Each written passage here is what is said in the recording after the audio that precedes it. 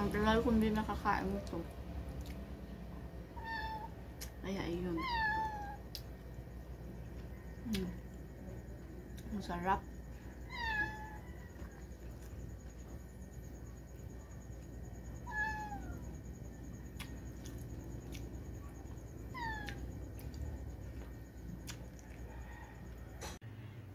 Pinapatulog ko ang baby kong payatot nung biglang dumaan si Aling Landa na naglalako ng lato. Kaya ayan, napatakbo agad ako at bumili ako ng 10 pisong lato. Ayan, bumili ako at akin tong papaksiwin. Char lang.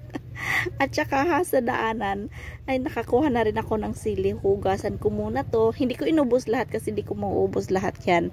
Yan, hinati ko lang. Hugasan ko ang mga to. At aking mumukbangin. Ang tagal ko kasi hindi nakakain ng ganito, ng lato. Diyos ko naman, baka mapapirmahan ako nito ng lato. Wag naman sana. Ayan, pagkatapos kong hugasin, mumukbangin ko na yan. Lagyan ng suka. Hindi lang masyadong madami, yung konti lang. Baka magano yung asin, magti-trigger na may sili. Yan ang sarap nito mga besh. Diyos ko naman. Oh, kain na tayo. At saka hindi pwedeng walang kanin o dadagdagan natin ng sili para masyadong maanghang.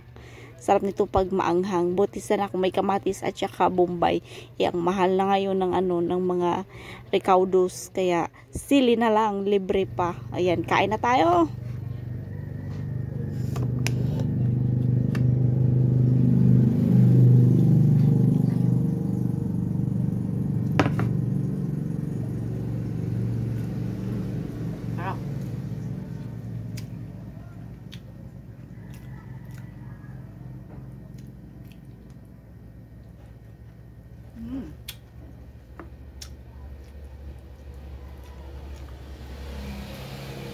Ang sarap. Ang tagal ko hindi nakakain ito.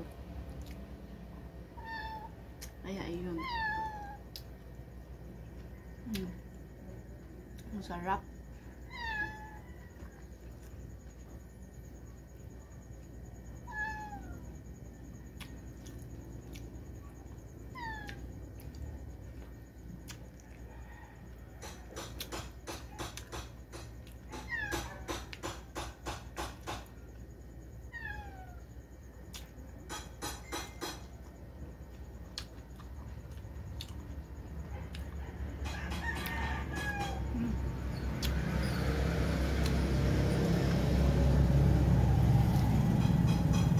Feel ko kulang to sa akin.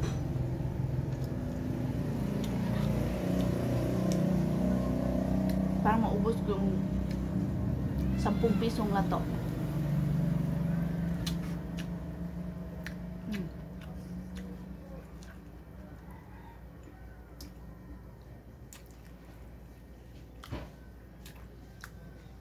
Sampung pisong lato.